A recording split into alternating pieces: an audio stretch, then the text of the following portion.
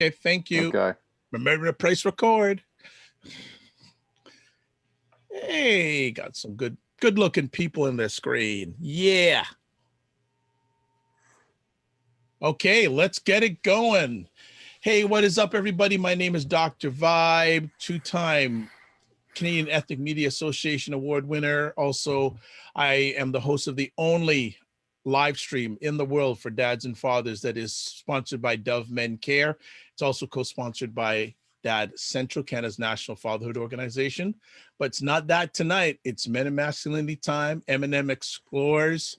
And I'm very blessed, as always, to be in the same digital stage as Mr. Robert Leung. How are you, Mr. Leung? I'm excellent tonight, Dr. Vibe, and right back at you. It's great to be here. Always good to be in your presence.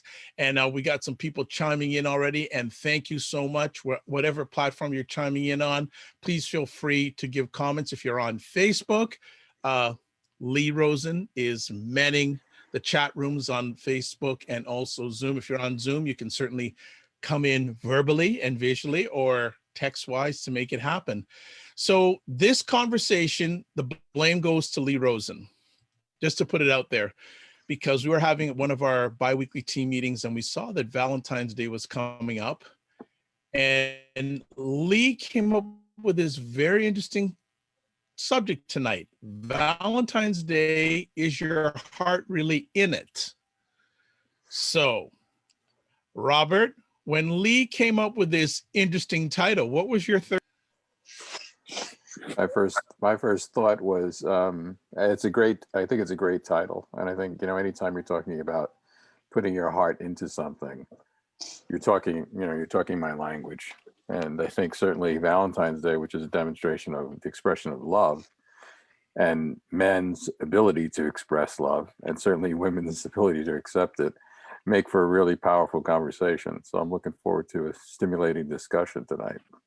Excellent. Yeah, I thought Lee did one of his crazy moves again, but I'm going to give him a pass on this one. So it's good to have him in the room. So again, ladies and gentlemen, wherever you are, please feel free to comment. Again, if you're on Zoom, you can take yourself off mute. And if you're on Facebook, certainly type the comments in the comments chat section. Lee, men and their heart and showing love. Talk to me. This started. You put me on the spot now. Yeah, I was just going to say. Yeah, I want to stay in the background while you do okay, all the then hard you work. then, okay. No, I'm teasing, but you know what? It started with Terry, and he's online too. But Terry, I'm trying to remember exactly what he said, but he started talking about what it was like to kind of gear up for it, more about the commercial, and I agreed where he was at, so I'll express my feelings towards it.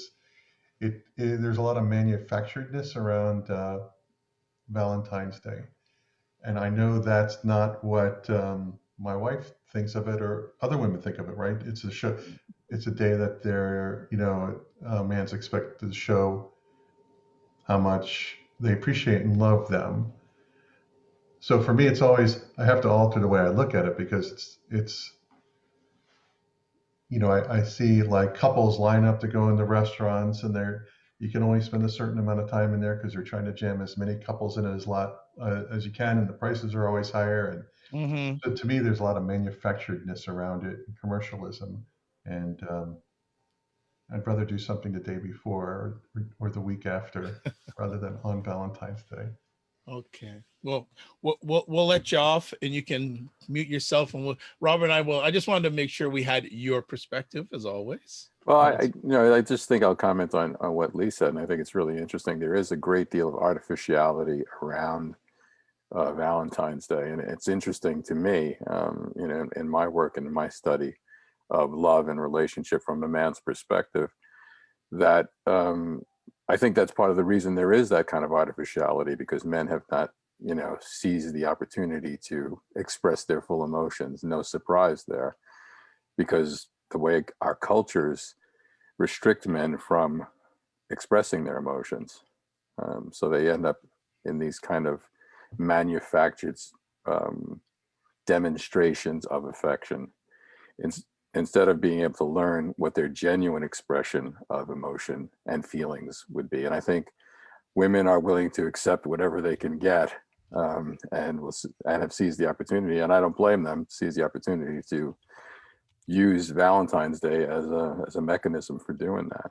And even if it comes across somewhat stilted and staged, I think that's better than not having any expression at all. So, I'm a big proponent of having men, be able to express themselves emotionally and understand the power of their emotions, and also the power to create lasting, loving, compassionate, deeply intimate relationships as well. So it's a big discussion to have around Valentine's Day. One of the words that I've sort of caught my my ears aren't pointy, but I could pull on them a little bit. The word artificial. And as a man, that really touches me. That are many men artificial? They're not real anymore, or they're not allowed to be real anymore. Yeah, I mean, I think that is a big part of it. I think that, men don't have license to freely express their emotions. It's not considered masculine or manly to be particularly emotional. So we're taught, as we've discussed on your show many times, society and civilization, for that matter, has conditioned men to not express their emotions. That has become the demonstration of masculinity in most cultures. So it's really, trying to go against all your breeding, if you will, for men to be stoic and tough and strong. And part of that means not showing how you feel emotionally. So to expect men to sort of change miraculously one day out of the year and suddenly become, demonstrative and free in their feelings is pretty difficult. So the alternative is buying flowers and chocolate, and I think women appreciate that as well. I think many women understand the challenge that men face in expressing their emotions. Well, we have some ladies on the line here, so I'm more than happy to hear what they're coming. I see some of them thinking and pondering, so I hope that they have a moment to come in and give some takes on this, because I think when you said, Robert, that many women understand it's hard for men to show their emotions in a positive way, or to show their emotions generally, I'd love to hear any ladies' comments on that. So I'll just let that simmer there, and hopefully someone will say, I'll unmute to that. But so is Valentine's Day overrated in a man for a number of men? I think, Valentine's Day is a challenge for men. I think most men, to figure out exactly, well, what am I going to get? What am I going to do? How am I going to make this day special? It's how am I going to please my woman? And it's a more public demonstration of that pleasing too, which makes it that much more of a performance. And I think there's a certain amount of performance anxiety that comes along with that. What should I get? What's going to please her? What has she said anything? Has she dropped any hints? Is it jewelry? Is it going to be flowers? Is it candy? I think it's just the whole proliferation of challenges for men to try to publicly demonstrate their affection and their level of caring. And I think that would be a challenge for anybody, frankly. Yeah, I think so too. I would even put in there, a lot of men don't even love themselves. Well, that's fair enough. That's certainly, I think that's true for humanity in general, frankly. And I'm not sure how much Valentine's Day is a demonstration of love, in the truest sense of that. I think it's a symbolic, ritualistic um, demonstration, if you will. It's sort of ceremonial. And I don't know how much of Valentine's Day actually gets into, as I said, a deeper, intimate confirmation of affection and commitment. I think it's easy for it to remain sort of on the surface, a kind of transaction, as opposed to, as I said, a demonstration of commitment. I think that requires some level of vulnerability on both parts, on both the man and the woman. And I think, I think women in their own ways, and I've said this before, are as challenged in demonstrating emotionality and vulnerability as men are. Okay, there's some ladies on here. I would love Come on, to ladies, let's hear what you have to yeah, say. like, you can't get away with this. I see the smiling and the hands on thing, and I see some people just have their picture up. But so this is interesting. So you said the word transactional instead of Yeah. relational. Yeah, That I do think it's like, what did you get? How much did it cost? What, I think all of there's some measurement in that transaction that is meant to convey how much you care. And I don't think there's anything wrong with that. I think that there is a certain amount of that's true.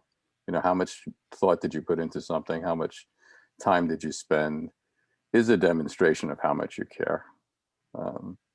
But I think it is much more. I think it's much more artificial to just pick a day out of the year and then go, okay, this is the day. You got to sum it up all together and make a really great demonstration. It puts a lot of pressure. It's like performance anxiety on some level. when you have many evaluated years of coaching of men, and I want to broaden out the topic.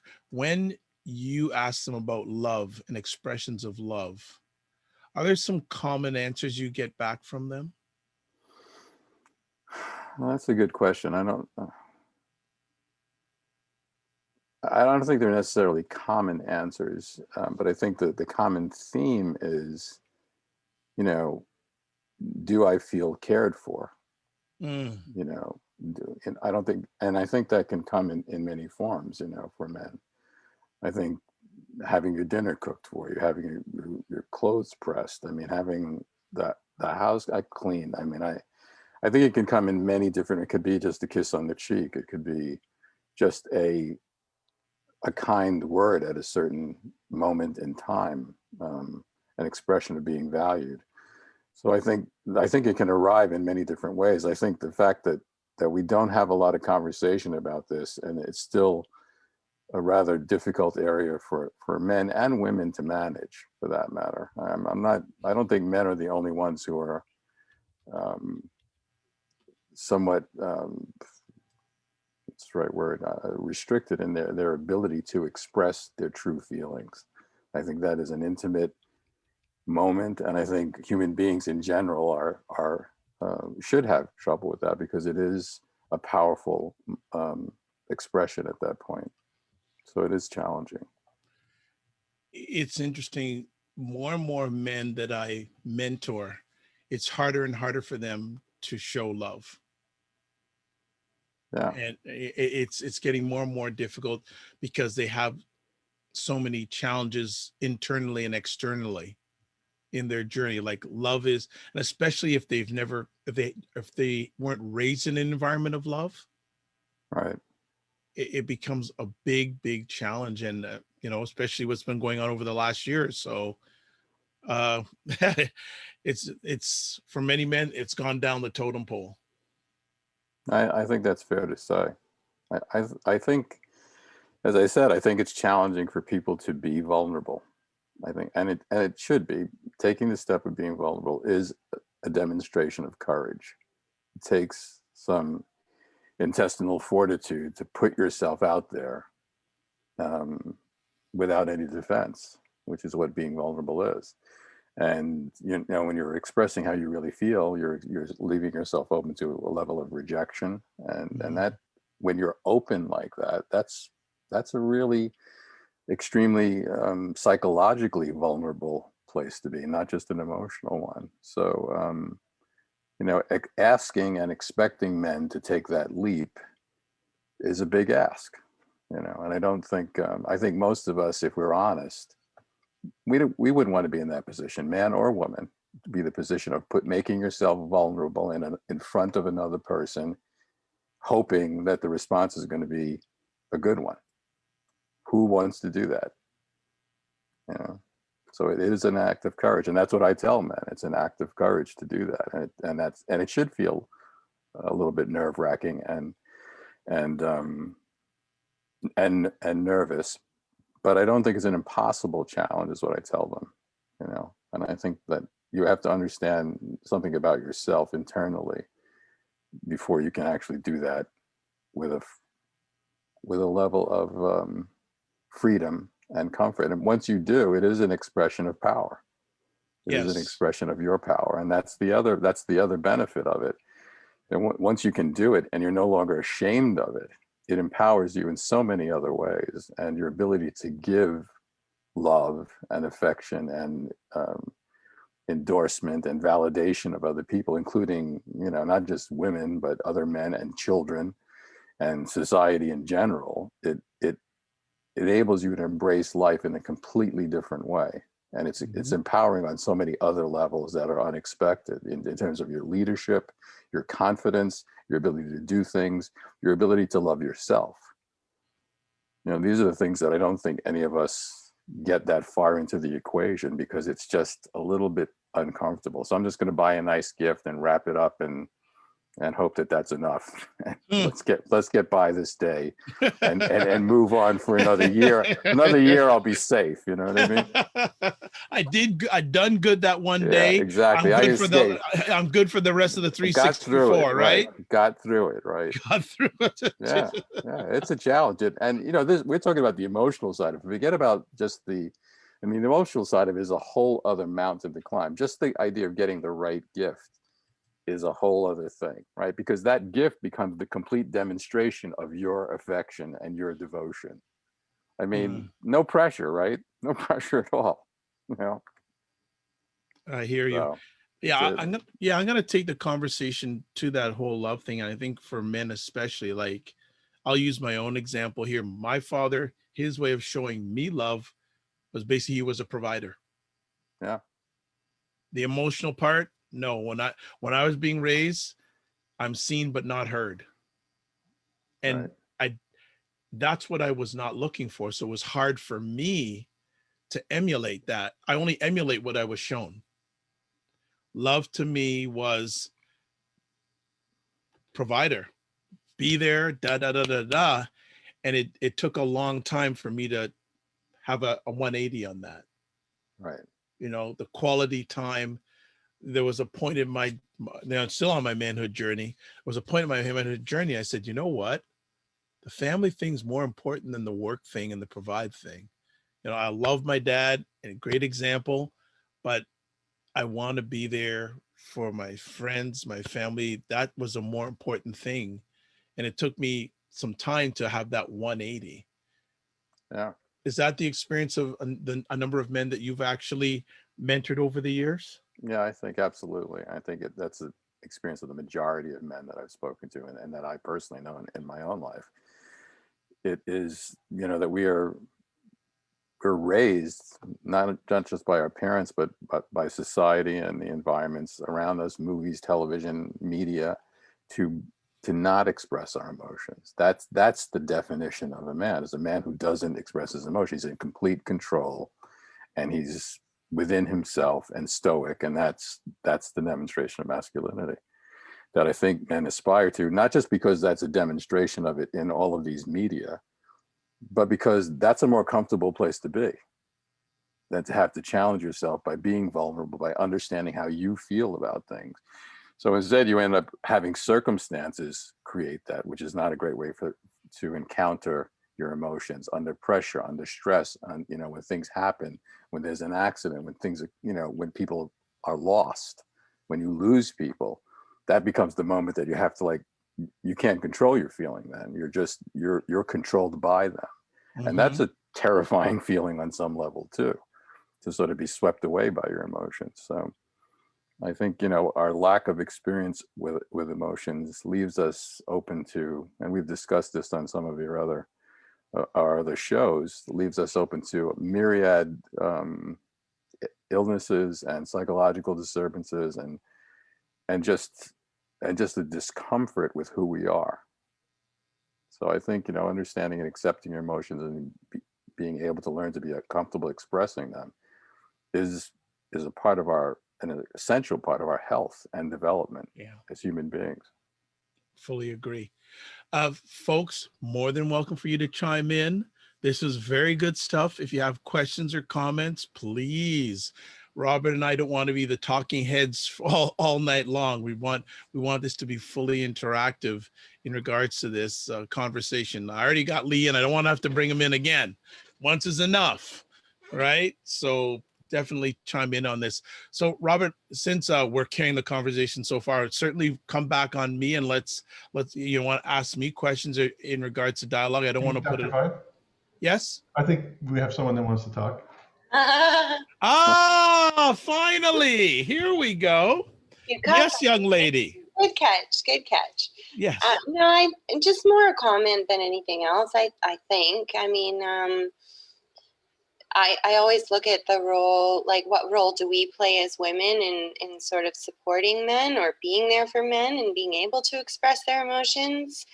And just hearing all of this gives me a little more compassion for what men have to go through to express themselves. And as much as I'd like to think that I'm like super open-minded, and yes, Valentine's Day is just one day, and I do miss if I don't feel cared for on Valentine's Day, or if I don't feel something special on that day. Regardless, I mean, of course, I like to feel a little something every day. I'm not gonna lie, but I also feel like it's a special day. So I think Robert and you, Dr. Vibe, have touched on that, both those things. That it's just one day, yes, and it also happens to be special too. I feel it's special as well. It's a good reminder. Thank you. Yeah. I have a question for you. What is a more important day to you, your birthday or Valentine's Day? Oh, do I have to pick one? Yeah, oh, you want both, right? Of course. I don't know. It's a good question. I was just thinking, to a lady, I'd be very interested to know which is a more important day, or I guess you want both. Totally, we want both. Well, for me, it's my birthday, and growing up in Europe, it's actually March 8th was always growing up as Women's Day, and everyone, even if it's not your boyfriend, I bring now the cultural expectation, even if it's not your boyfriend, it's a colleague at work, you always honor the women and you bring flowers. So Valentine's Day came in the last 10-15 years. It was not a big deal, so for me it's just another opportunity to go out. But birthday and Women's Day, I have expectations. Okay, that's good. That's it. That's good. No, that's good stuff. Robert, what do you think on that? That's good. I think any day to be celebrated is a good day. I don't have any problem with that. I would like to think there are some days to celebrate men. There are no celebration for men days, and so I'd like to see that happen as well. But I think it's great to celebrate men and women. I have no problem with either one of those. I think in the end, what I'm talking about, I think, is the ability for us to be able to express ourselves and our affection for each other more than just one day out of the year, and to be able to be more freely able to do that and not have to. I think it's good to have a reminder. I think it's good to have a day to remind you to care for someone and to care about something. I think that's important, but it should be I think it should be a reminder of all the days of the rest of the year as well, and a reminder of how to express those feelings and emotions, and not have to create a somewhat artificial environment to say, okay, I want to acknowledge you for this day. I'd like to have men have a more free opportunity to be able to express that year round and express it freely. So Robert, in the men's work and groups that you're involved in, how do the men express love to each other? That's a good question. Or I'm going to make an assumption. Do they? And if they do, from your observation, how do they? Yeah, I think that they do. I think, I think in general, a general way for men to express their caring about each other is just a level of acceptance. If you accept another man into the group that you're involved in, that by nature of his acceptance into the group is a sign of affection. I don't think it's an overt sign, but acceptance is a big part for men, expressing that to one another. I think, on a deeper level, there are men who can actually tell another man that they care about them, and I think that's a powerful expression of that too. And I think that's an important one, to be able to say that you care about a man. I think it's one that men feel, some trepidation around, because they don't want to feel like, they're effeminate in any way. But I think to be able to, embrace each other, to express how we feel about each other, I think that's a powerful and important part of bonding men as well. But I think it's also one that's highly restricted. And I don't think it happens very often, even within those groups. And I've been involved with the men's group for, over 30 years.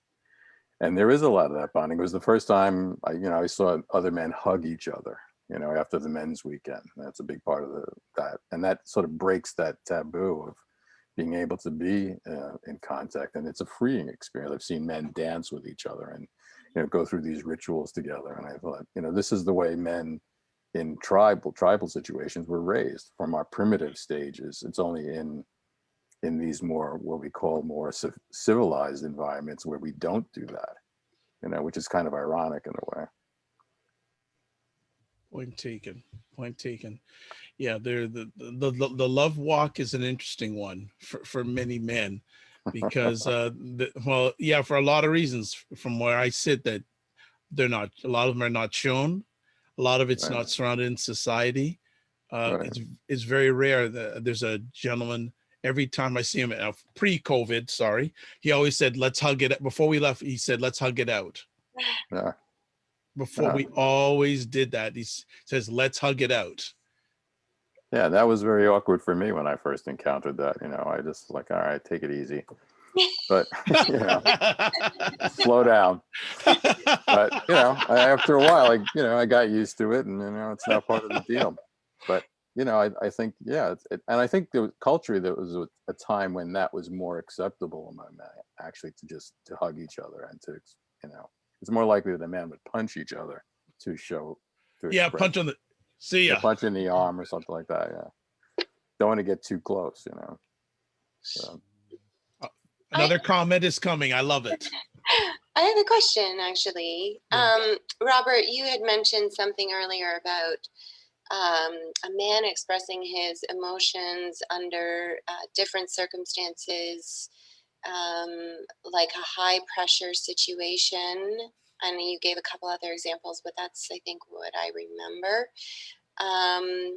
And I recently got out of a relationship with a gentleman who was quite good to me a lot of the time. And then all of a sudden this pressure would hit him and he would turn very, very reactive, to the point where I felt unsafe. And some of my furniture was damaged and stuff like that. So, and there was name calling and stuff, but I knew that these were like very pressure filled moments for him, for whatever reason, because otherwise he was quite affectionate and quite caring. Right. So I just would, and you mentioned something about a man feeling very uncomfortable himself when that's happening. And I could see that in him at the time it was happening to him, but I'd like to understand that a little bit more, I think. Well, I think, just going by what you said, which is not a lot, but I think expressing and feeling emotions are somewhat alien to men. I mean, the emotions we're more comfortable with are anger and or not feeling anything. So I think when we get into that range of where we're not comfortable in a situation that has some dynamics to it, you know, it can accelerate. It can get greater, the discomfort. Now it's like, I don't know what to do, and now I look stupid, and now I don't feel, you know, and now, so, and I end up lashing out in some way. So I think there's a buildup because we're uncomfortable with what we're feeling, and we don't, I think we become very conscious of how we look at that point, and we don't want to look like we're out of control. And so we're trying to get it under control, and the pressure kind of builds, and then you know, you end up either yelling or breaking something, or because that's what we do, you know. I think that's a form of a lack of control, you know, because we're, like I said, concerned about how we look. We don't know how to react, and then we, you know, break something, walk out, yell and scream, you know. And then what does a woman do in a situation like that? Is that a warning sign for her to, or is that just what men do? Well, I don't, you know, I don't, it's not been my experience before, but yeah, I don't endorse that. And I don't want to give permission to it, but I want to understand it, you know, and since there's a lot of reasons that can happen, it's hard to just say, give a blanket answer to that. You know, I think if it's, you know, if you can talk about it after, you know, say, hey, you know, that happened before, I was a little concerned, and I just want to understand better what was going on for you. When you find a calmer moment to have the discussion, I think that would be beneficial, you know. And I think that's the way to approach it, not to try to have the conversation in the moment. Just let it subside, and then go back later and say, hey, you know, when we were having that discussion, you got upset. What's going on for you? Yeah, I'd piggyback. Well, first thing, I'm glad you're out of that situation and you're safe. First things first. And whenever things like that happen, I would agree with Robert. You want to ask, and this is actually from a course I do for fathers. It's a parenting course for fathers. I have these questions. What is happening? Why is it happening? And what's the next best thing? The next time it comes up, how can it be better reacted?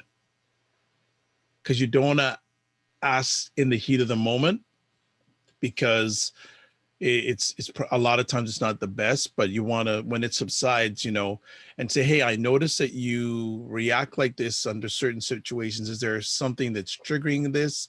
Is there something we can do to help this situation so we can avoid it next time? Just some thoughts on my end for that. But most important, I'm just glad you're not in that situation anymore. Most important, and that you're safe. That's what I'm most concerned about. Yeah, I think an important thing to try to do too is, maybe if that man has a friend, or you know a man that's a friend, and could have him speak to him. Because I think, you know, I think men in that situation, a lot of times you still want to be in control. So you don't want to look like, you don't want to talk about it when you weren't in control, you know, because that's a mistake for us. It's a faux pas. So I think, you know, we might not even want to talk about it. You know, so, I wasn't feeling good, you know, and that's the end of the conversation, you know. But another man could approach him and say, hey, you know, what was going on? You know, and then you might, for most men, they feel like, all right, you know what, I was upset, I was scared, I didn't know what to say. And, you know, you can have the conversation. It's uncomfortable to have it with the woman that you're involved with, because you always want to look your best, even when you're not your best, you know. Yeah. So I think that's the reason. Absolutely. Thank you. You're welcome. Thank you. Thank you. Thank you for being open with that, because a lot of people would not share that situation. So we're glad we have a brave and safe space that you can open that with us. So it's appreciated. Hey, Dr. Vaughn. Oh, sorry. Go ahead. Go ahead, Lee. Go ahead. Yeah. Yeah, I was just going to add something on just from my own personal experience. It's like, you know, I've worked with you, Robert, for a lot of years as a coach, and I would describe myself as, prior to our us working together, as I was the type of man that, you know, I was closer to numb, right? Wouldn't feel my emotions, and I'd bury that stuff. And for me, like, when that pressure built, like, the more you buried, the more I buried, there was a cost to it. And there was a buildup someplace else. You couldn't not look at them for long periods of time.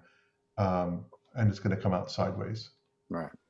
And those are the times you could, I'd have more difficulty controlling them, but it would, I was aware of it, and then you could, I could lose control at some when I didn't pay attention to it.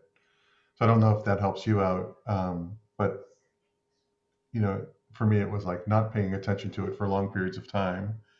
There was a cost to me being able to control it. It's like the Superman and Kryptonite syndrome, right? And as I say, every man has his kryptonite. Every man, it's observing and seeing what that is, and then is he open enough to talk about it and address it and overcome it? Right. That's a great question. Yeah, and I think, it's particularly hard to talk about it with the woman that you're involved with, because you want to look your best, and that's not looking your best. And for men, in some ways, being emotional or having, a tantrum or, getting angry, breaking something, that kind of, it's embarrassing. You don't want to talk about it. And I don't want to talk about with the person I actually did it with. You know what I mean? So there's that double barrier to that. I don't want to talk about it at all, frankly. And the last person I want to talk about is with the person that it happened with. So I think there's kind of a double barrier to that, and that's a difficult thing to get through. I think that's why it's better to have men in men's groups with other men to have that happen. It's better to have that happen with another man, frankly, than it is to have it happen with the woman that he's involved with. I think it's like going to your mom and getting scolded or something. It really has a kind of, it's uncomfortable, it's embarrassing. And I have compassion for that. I can understand that and see that it just creates such a huge impact on my level of feeling safe with that individual that I can no longer spend time with them. So the impact of not being able to discuss it with me is also quite almost as big as the actual event itself. Yeah, I could understand that. No, that's very difficult. Yeah. It doesn't create any trust. No. When that happens. Yeah. No. Yeah, and I think it's, like I said, I think it's an obstacle for men because they don't feel like they have any other avenue to express themselves. Mm-hmm. I'm not going to cry. I'm not doing any of that. So forget that. So what have I got left? I can not show anything, or I can get angry. That's it. Extremes. Those are my choices, and so that's the kind of box that a lot of men are in. And it's interesting we're having this conversation because we're just talking about the black and white. Let's not even talk about the shades of gray situations. Well, it's funny because I don't feel like there are a lot of shades. There are no shades of gray. And that's the problem. They're like, I feel like there's these two extremes, But what do you see as the shades of gray?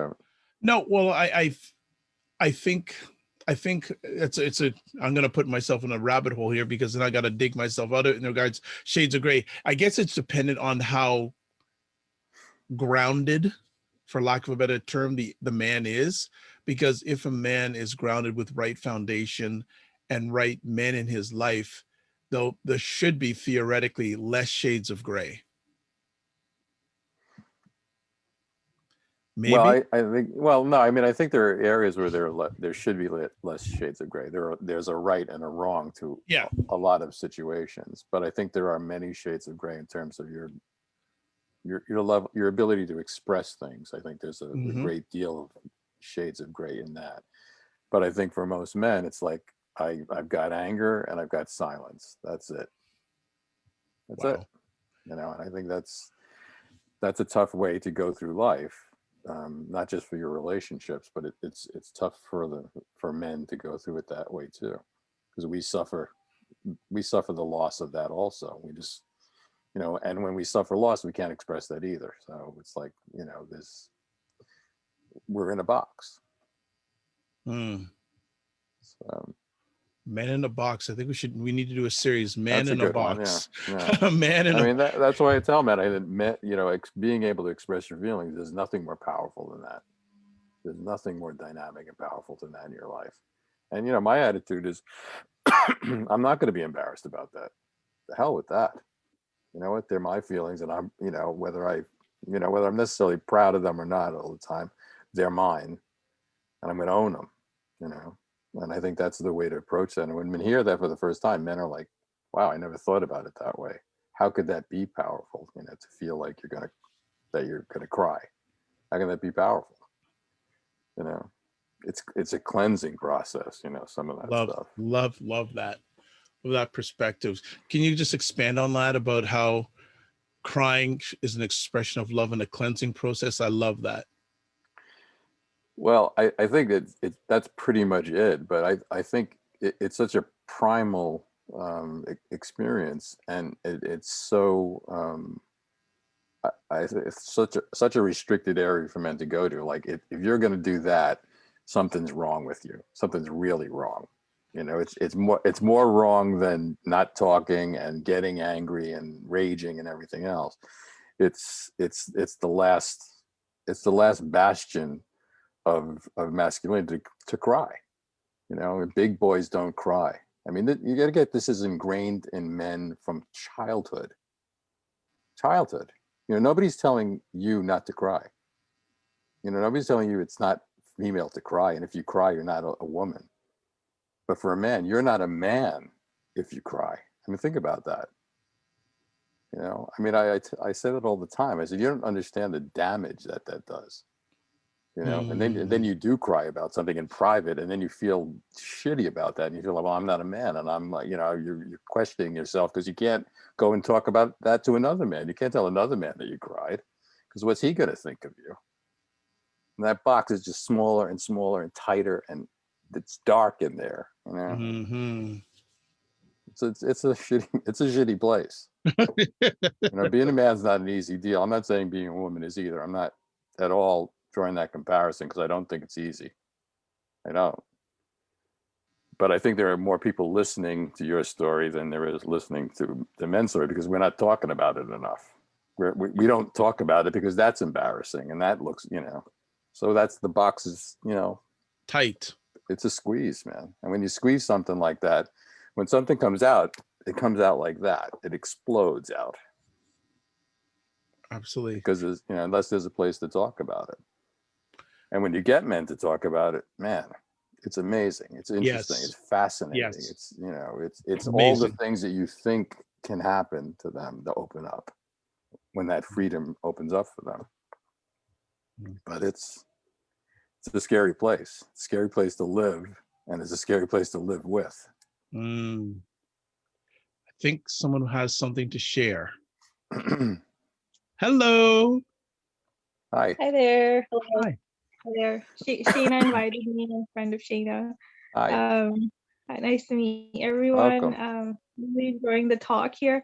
Yeah, it's just, all of this is so relevant. I actually just wanted to share a situation that I've had, and it's really been sitting in me, and it's like kind of eating me up almost, like, because I'm just so mad about it. And I feel like this just really gave me a lot of clarity. Nice. And Good. I have a cousin, and so recently, like, I was over at his house, and I guess he was introducing his girlfriend to the whole family. I don't know, like he kept bugging me all night. He kept like picking at me, like grabbing my arm, kept taking a stamp and like stamping my head, just childish things. He's almost 30 and he's acting very childish and just doing childish things. At some point, I literally, like, I felt like I was getting bullied, and like I literally just broke. Like he was trying to break me almost, but anyways, I broke. And I started crying. Like my feelings were so hurt that he was like kind of in my space, and he was violating my space basically, right? And like I got so mad, I just like threw a plate at him. I'm like, yo, that's enough. Like, leave me alone. I threw a plate at him and I was just crying hysterically. And he literally showed no emotion. Like he did not care, showed no emotion. And I was like, I'm out of here. I want to leave. I was calling my parents. I'm like, I'm leaving. I don't want to be here. And he's there and he's like, oh, she gets to cry. She gets to cry and everyone comes to her aid. She's Right. crying. And what if I cried? You guys care about me, right? I'm not going to cry. And he took my phone and he like smashed it. Oh, geez. Wow. Yeah, it was a very toxic situation. And like, it was just like, I was like, whoa. And like, I had to leave. I haven't seen or talked to him since. I'm very angry about it. And I don't blame you. still kind of holding these like why didn't he feel anything? Why didn't he feel any empathy? Where did that anger come from? What did I do to him? Why was he Right. so mad that I was able to cry and he wasn't? Yeah. Why was he so mad about me crying? And yeah, like just like listening to you guys and like just how hard it is for him to even cry or like show those emotions and stuff. Like, Right. it's really Well, kind of shifting my perspective. yeah, I think that's an example of, not being able to express your emotions. They come out in, sometimes violent, uncontrollable ways because you have no access to them. So they just burst out, you have no, consciousness of them. And you're, men are afraid of that, and they're afraid of looking stupid or weak or, and so anger is the antidote for that. If I can't be right, I'm going to be angry. And If I can't cry, I'm going to be angry. too. It is. Very It's terrible. embarrassing. Yeah, it is. And I'm sorry that happened to you. That's a terrible thing to have happen. And now I'm just trying to figure out like how, like, I don't want to approach him because there is a lot of toxicity here. And and I feel like it does have to do with his identity and his whole masculinity and like, Right. and I don't want to go near him now. And like, Well, I think that's probably, a good idea to some extent, and I'm sorry, like I said, I'm sorry that happened, what is your background? What is your ethnic background? Is this? we're Punjabi, so I'm Indian. Yeah. And that's a very, challenging environment, culturally for women in the environment. They don't have a lot of the levels of respect in some ways that women have in other cultures. And so I think that there's a lot of dynamics there that are cultural as well, that are even more stressful than the dynamics that exist in our culture, and ours are pretty bad. But in India, it's even, it's like there are religious issues, there are all kinds of, it's much more exaggerated there. So I'm sorry that happened to you. No, But you did not feel that it's about you. It's not about you. I really want to stress that it's not about you. It's the culture. I don't think it's about you personally, and I don't think he has much control over what's happening to him. I'm not making any excuses for him either. He's totally wrong in what he did, but I think that's the result of a culture that has not a lot of flexibility in it for women. Yeah, I also want to jump in too, because time is running down quickly, is that many men are not taught how to love. It's a crash course. And sometimes it crashes on the course. Yeah, that's a good point, Dr. Bob. I mean, I think they don't know how to love themselves. How can they love other people? Crash course. Like I said, my dad only showed one type of love. The real true love, it didn't start happening between him and I until he got later on in life. I wish I would have got it a long time ago. Yeah. But I only get it now, where he says, Mom always said she loved me, but Dad, yeah, do your work, do this, right, do that. Yeah, and my dad was the same way. It was like, what did you do that right? But did you do that wrong? That's it. There was no I love you. There was none of that stuff. And that's the way he was raised. And that was the culture for men at the time as well. It's a little bit better now than it was, A little. A little. So there is hope. And we're working on trying to make it better. Absolutely. So definitely, ladies out there, not saying that every man is right, but sometimes where they're coming from, they don't know. And I call my coaching work heart of man coaching. And I try to teach men that, you know, their heart is the source of their power. Mm-hmm. And that's the actual words that I use. Your heart is the source of your power. And to the men I've worked with in Sterling and the men's groups, I tell them the same thing, you know. But that is a tough sell. It's a tough sell, you know. But when men see it and they work through it and they work through what they're going through emotionally, they can get to a better place. They can see that and have more freedom to express who they really are. Absolutely. You know? Yeah.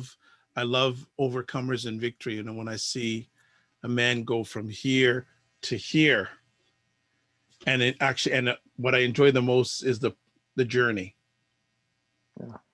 Yeah, absolutely. Yeah, to see a man go through that process and be able to embrace himself emotionally and emotionally express himself it is a healing process for men and an empowering process too. Like I said, they become more powerful, and they become more genuine, and they become more available and accessible to themselves, first of all, and then to other people. You know?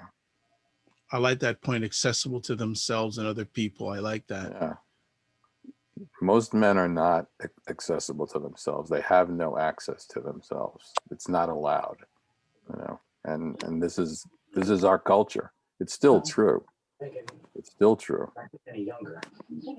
Absolutely. Absolutely. We definitely need to take the So stop. I say, get your men to a men's weekend, get them to a coach. Get them to Robert. Get them to Robert. Get them to other men who can really talk to them the way we're talking to you. Because when we talk to them, we tell them the same thing. We tell it to them a little bit stronger. Yes. But we tell them the same thing. You know, that's where their power lies.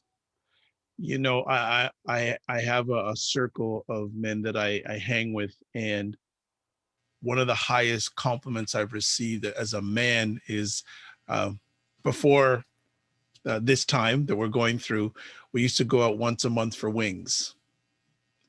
And I remember like the second or third time we went out, and I came back to his place, and his wife said, "You know what? I know I feel good when you're with him." And we have really, really deep conversations. But for a man to have that verification or validation from another man's wife, that's huge.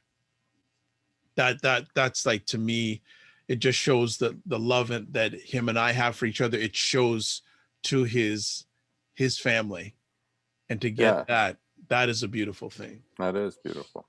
Men have to learn from other men. Yes. You know, women can't really, you can only bring them to other men. You know, it's hard. You're not going to be able to teach them what they need to know. You know, they're not going to listen. You know, they'll listen to other men. So I think that's really important. So if you can get them to some men's group or men's organization, I think that's great. And get them to coaches, I think that's great too. But just to be in dialogue, get them to one of these calls. Yes. You know, get them to join the call. Get them to Robert. Don't get them to me. Get them to Robert. Or get them to M&M. I mean, there's great conversations that happen on this site. Absolutely. That are all about, you know, men and their challenges. And we need that. And we just say we are not perfect, but we just work on getting a little better each day. Yeah. We're not perfect, and we're aware that we're imperfect as well. Absolutely. Yeah. And anyone have any final comments? I'd like to thank everyone who's chimed in. Really, thank you for helping make this a great conversation. Anyone have any final comments before we shut down? Terry and Richard, man. Just chime in the for guy. a second. Yeah. And iPhone 6, whoever that is. Yeah. Like, let's hear from you, man. Yeah, man. You're not showing your heart. What's going on there? That's all right. That's okay. That's okay. So, Robert, as we start winding it down, final comments from yourself. Well, I just think, anytime we have conversations like this, and to have you women join us is a great honor to have you here, and I honor you for being here. I think it takes a little bit of courage on your part to be here too, and so I honor you for that. And you've really helped inform the conversation as well. I come back to again, emotion, and I think emotion is a critical part of being a human being, and being able to understand it and express it. And I say that for women too. I've coached women as well, that, I think having the ability to express your emotions is important. It's also important to understand those emotions and where they come from, and why we're expressing them too. So I encourage everybody to expand their emotional intelligence, to know more about that, why you feel it, and where it comes from, and to be able to, so you can use it to advantage. Emotions are instincts. They're part of our survival. That's why we have them. So to call them weaknesses, and I tell this to men all the time, is ridiculous. They're survival instincts. That's why we have emotions. So they're integral to our lives, and we're going to feel them no matter what. We can't stop feeling them. So we should understand them and be able to harness the power of them and use them to make our relationships with ourselves and with other people, and the people that matter in our lives. And that's why, I say, understand your emotions and learn to express them fully and be proud of them. Robert, if people want to reach out to you, which I think they should, how can they reach out to you? The best way, I'm on Facebook. It's Robert Leung, Leung. I guess it's on the screen. And my email address is HOM, which stands for Heart of Man, HOM coaching @gmail.com. So if you have any questions or thoughts, just want to talk, feel free to contact me. Or if you have a man that you think needs talking to, give him that email. Absolutely. Absolutely. For myself, just a few parting comments. It's always hard to follow Robert, so I'm going to try my best. You have no problem with that, Dr. It's a challenge I look forward to. It's a great challenge.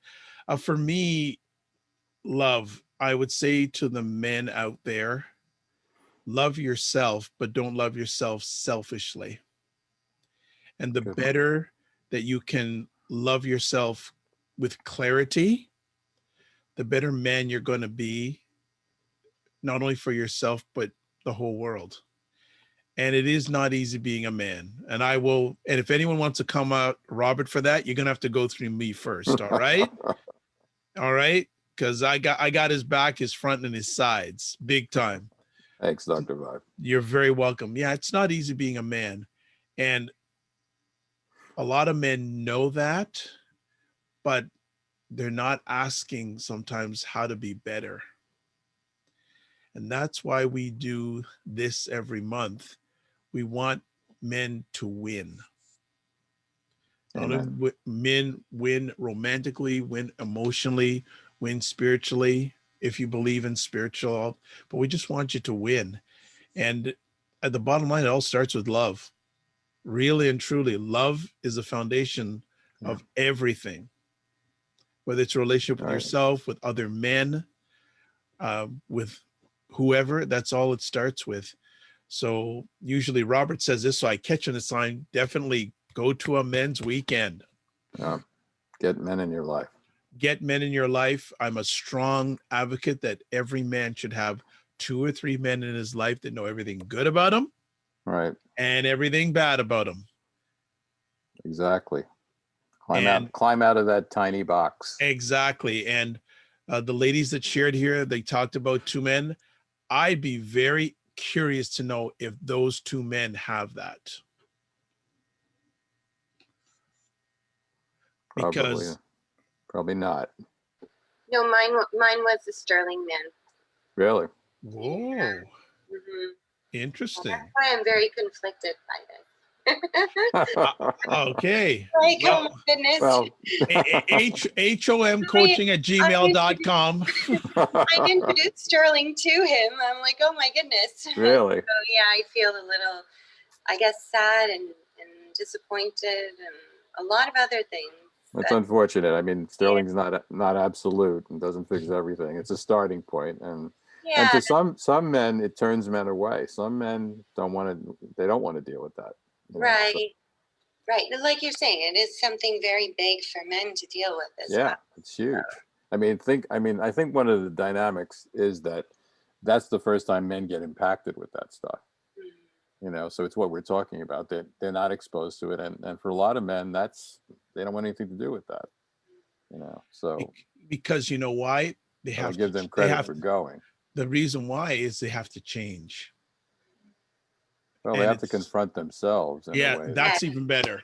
Yes. you know, and that's I've seen it on the men's weekend that I've been to, and yeah, now a lot of men go, I don't want any part of that. You Yeah. know, Yeah. it takes some courage to step into it. Yeah. It really does. Yes. Yes. Thank you, everyone. This has been Thank you. It was great talking with you. and you as well. Thank you for sharing. So I'll just wrap it up here saying, if you want more of this, which I hope you do, you can catch it at menandmasculinity.com, replays of our conversations. I'd like to thank everyone who caught this live or catch it on the replay. Robert and I really enjoy doing this You really do. because it makes both of us better to serve the men and those who love them around the world. And I really, really appreciate taking the time to invest in this. Big thanks to the team, which is Lee Rosen, who's the team lead, Terry, Michelle, and Robert now, who's for making it through another month. We'll keep a watch on our website and our Facebook page. We're going to tentatively have a conversation scheduled for next week. We're going to have a group of Black men, since it is Black History Month, for another 17 days, and we're going to have some Black men from a men's group talking about being a Black man in 2021. So please follow us. Robert's given his contact information, and if you want mine, best place is dr.vibe at the drvibeshow.com. As always, I end off my conversations. Live your life as a dream. If you can dream it, you can make it. Sometimes you have to get small to get stronger. Block assumptions, then aim bigger, aim better, aim higher, aim wider. Love, faith, and respect, and remember to give yourself grace. Good night, everybody. Good night. Great.